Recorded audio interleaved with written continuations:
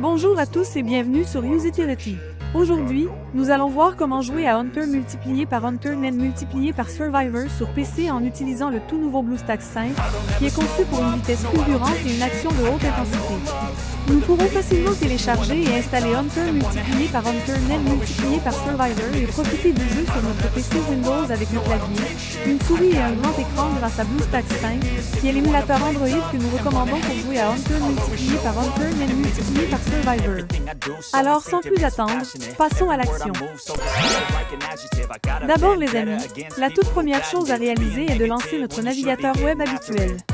Nous avons ouvert ici celui que nous préférons. Passons à l'URL cliquable que je surligne avec du vert. Vous la voyez sur cet écran. Vous n'aurez pas besoin de taper quoi que ce soit, car il y a un lien dans la description sous la vidéo et dans le tout premier commentaire accent aigu PNG. Une fois que nous avons cliqué sur le lien cliquable, nous atterrissons là sur le site web de BlueStacks qui est bien entendu l'émulateur pour Android que nous allons utiliser pour jouer à Hunter multiplié par Hunter Nen multiplié par Survivor sur notre ordinateur Windows. Comme vous pouvez le remarquer à l'écran, l'usage de cet émulateur Android ajoute quantité d'avantages.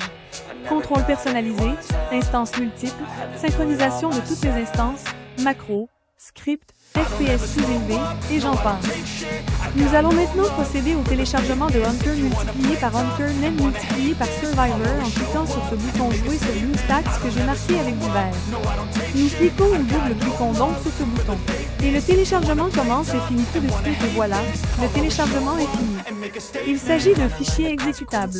La prochaine étape est de démarrer l'installateur, donc nous cliquons ou double-cliquons sur notre fichier à exécuter. Si nous avons un ordinateur fonctionnant sous Windows 10, il nous sera demandé l'autorisation d'apporter des modifications au système. Nous devons accepter. Je minimise mon navigateur pour bien mieux voir l'installateur. Le logiciel d'installation est très basique. Il ne comprend que deux choix, installer et configurer le chemin. Je vous explique à quoi sert configurer le chemin. Il suffit de cliquer dessus.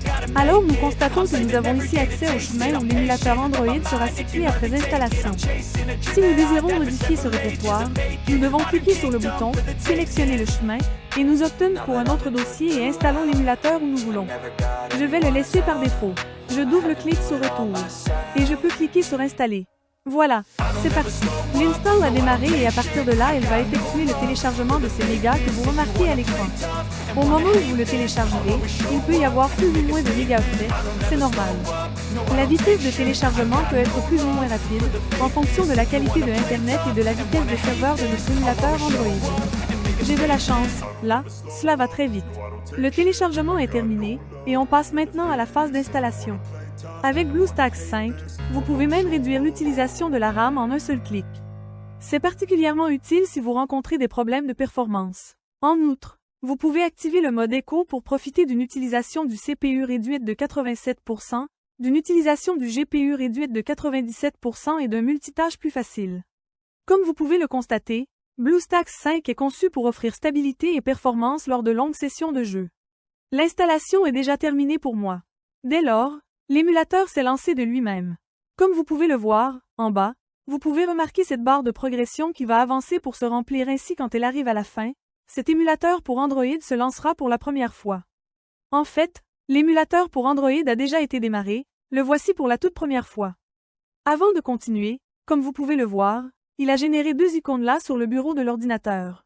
Le BlueStacks est là le BlueStacks multi-instance. Vous verrez que l'icône BlueStacks est celle qui nous concerne. Chaque fois que nous souhaiterons démarrer Hunter multiplié par Hunter Nen multiplié par Survivor sur notre PC de bureau ou PC portable, nous ferons un double-clic sur cette icône et cela déclenchera cet émulateur pour Android. L'icône BlueStacks multi-instance vous permet de lancer plusieurs instances d'émulateurs. Et avec le nouveau gestionnaire multi-instance amélioré de BlueStacks 5 en mode écho, les joueurs peuvent exécuter plus d'instances de jeu plus rapidement et avec moins de lag. Passons à la phase suivante, qui est requise. Il s'agit de l'accès au Google Play anciennement Android Market. Pour cette étape, nous allons aller ici. System Apps. Ensuite, nous cliquons une ou deux fois. Ensuite, nous allons devoir cliquer ou double-cliquer sur Google Play Store anciennement nommé Android Market. Comme vous l'avez compris, le Google Play Store s'est lancé. À compter de maintenant, nous devons nous identifier. À présent que nous sommes à cet endroit, nous devons faire la phase suivante qui se trouve être obligatoire. Ensuite, nous double-cliquons sur Connexion. À ce stade, il indique Checking Info. Il arrive quelquefois que ça reste bloqué sur ce stade et donc que cela n'avance plus. Si vous êtes confronté à ce problème, vous devriez essayer de vous identifier après quelques minutes et le souci sera sans doute résolu. À ce stade, nous allons saisir notre courriel et le mot de passe correspondant. L'adresse email devra être une adresse email Gmail ainsi que son mot de passe correspondant. Par exemple, vous pouvez utiliser la même adresse Gmail que celle que vous utilisez habituellement pour votre compte YouTube. Je vais donc saisir mes informations et je continuerai à l'écran dès que cela sera fait. Et voilà, les données ont été TP. Désormais Google nous souhaite la bienvenue et nous affiche un lien vers ses conditions d'utilisation. Nous allons les accepter en cliquant sur le bouton « J'accepte ». Puis, il nous propose de sauvegarder sur Google Drive. Vous pouvez si vous le souhaitez laisser la case cochée de cette façon, ceci créera une sauvegarde des données de cet appareil générée par l'émulateur sur Google Drive. Pour ma part, je ne vais pas la cocher, mais faites comme vous voulez. On clique ou double-clique simplement sur « J'accepte ». Google Play s'est démarré par défaut et automatiquement. Dans le but d'installer ce jeu, nous devons visiter le bureau de l'émulateur Android en cliquant sur cette icône marquée en vert. Puisque nous sommes sur le bureau de l'émulateur pour Android, nous réalisons que nous avons ici ce bouton « Installer le jeu ». Nous cliquons avec la souris sur ce bouton. Maintenant, nous avons notre jeu. Aussi cliquons gauche là sur le bouton « Installer » que je mets ici à l'écran en vert. À ce stade, l'install va démarrer. Maintenant, l'émulateur Android va récupérer l'application et installer le jeu. Cela peut prendre un certain temps ou être vraiment rapide. Tout dépendra de notre connexion Internet. Ça y est, notre install est déjà fini. Maintenant, allons sur le bureau de l'émulateur en double-cliquant sur ce bouton que je mets en évidence avec du vert, de sorte à lancer Hunter multiplié par Hunter N multiplié par Survivor pour la première fois. Nous sommes déjà sur le bureau de l'émulateur, et nous sommes sur le point de cliquer ou double-cliquer sur la nouvelle icône de la Hunter multiplié par Hunter N multiplié par Survivor qui a été mise ici. Notre jeu est lancé pour la toute première fois. Génial! Je peux cliquer gauche où je veux sur cet écran mais également aussi utiliser le clavier. Je vais commenter le réglage du volume de cet émulateur pour Android. C'est à cet endroit. Nous découvrons ensemble l'icône d'un volume plus haut et l'icône de diminution du volume. Ainsi nous ne sommes pas tributaires du volume de Windows pour augmenter ou diminuer l'audio de notre émulateur. Et pour vous régaler le plus possible avec cette expérience de jeu, nous pouvons lancer l'application de jeu sur notre moniteur externe ou écran d'ordinateur, pour lequel nous disposons de deux options. Voilà la première occasion où nous cliquons sur cette icône que je vous montre avec du vert. Maintenant, agrandissons l'écran, en gardant une bordure en haut, une à droite et une tout en bas. Si l'on cherche à connaître les sensations du jeu ou une application mode plein écran, on peut cliquer sur l'icône que vous voyez ici.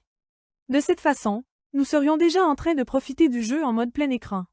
En revanche, pour revenir en écran normal, pressez simplement sur la touche F11. Maintenant, nous serions retournés, sans surprise, en mode écran habituel. Maintenant je vais vous expliquer le fonctionnement du mapping du clavier qui sera très utile à comprendre. De cette façon, nous saurons comment nous lancer ce jeu bien plus facilement. La première chose à effectuer est de cliquer un ou deux fois sur cette icône de clavier. Et à cet endroit, vous pourrez réaliser les réglages nécessaires. En ce qui me concerne, je vais laisser la configuration de base, cependant si vous voulez la remplacer par une autre, vous pouvez le faire sans souci. Comme vous pouvez le constater, notre émulateur est totalement localisé dans notre langue. Pourtant, il arrive de temps en temps que l'émulateur Android soit lancé dans une toute autre langue, par exemple en chinois. Alors pour le mettre dans notre langue, nous nous retournons à cet endroit sur la célèbre roue dentée. Après ici, dans Autres paramètres, nous cliquons sur le menu déroulant, Langue. Nous devons bien entendu choisir la langue que nous parlons. Français, anglais, chinois, etc. Une fois la langue rétablie, c'est le moment de sauvegarder, l'émulateur reboot et le jeu, la prochaine fois que nous le lancerons, nous accueillera aussi la langue sélectionnée. Maintenant, il existe un aspect de plus que nous devons prendre en compte, il s'agit d'un email nous informant qu'un nouvel appareil a été connecté à notre compte Google. Cet email sert à vérifier si nous sommes à l'origine de la connexion de cet appareil. Oui, c'est bien le cas, pas de panique, car en effet, cet émulateur pour Android émule un appareil Android. Et pour savoir quel appareil a été MULE allons à cet emplacement, à la célèbre roue dentée et cliquons avec la souris dessus. Et nous nous rendons à cet endroit à l'option « Modèle ». Nous apprenons ainsi que notre émulateur Android reproduit le comportement d'un smartphone de la marque Samsung. Par conséquent, nous recevrons un email nous informant qu'un nouvel appareil de la marque Samsung a été connecté à notre compte Google. Voilà, ce sera tout pour ce tutoriel mes chers amis. J'espère qu'il vous a plu, et mieux encore qu'il vous aura été précieux. Si oui, accordez-lui un gentil like, abonnez-vous, Et si vous souhaitez laisser un commentaire, des questions ou des suggestions, laissez-les dans la boîte de commentaires ci-dessous. Cliquez 1 ou 2 fois sur l'une de ces vidéos qui s'affiche sur votre écran et on se retrouve dans les prochaines vidéos. Au revoir.